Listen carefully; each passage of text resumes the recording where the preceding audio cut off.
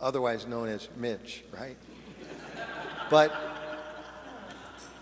the intimacy of the story, I think what Jesus is inviting all of us to trust is that it's just like this.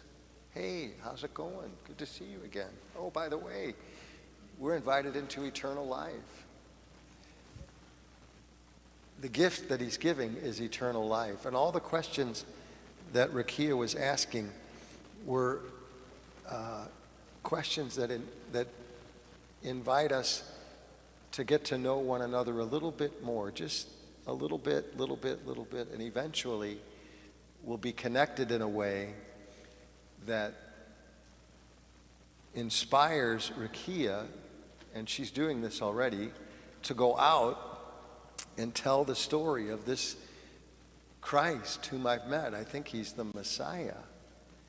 And the irony is the disciples who will become the 12, some of them will become the 12 apostles, and they are the foundation of the work of the church.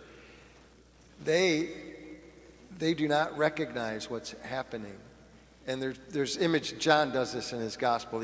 We have the inside scoop, right? So we know that Jesus is being nourished by this woman's faith, right?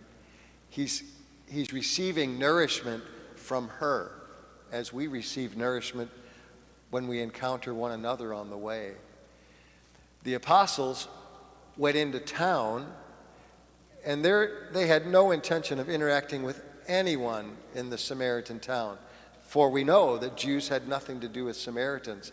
That goes all the way back to the Civil War, and especially since the destruction of the northern kingdom, like 700 years before Jesus. So all they wanted was a sandwich.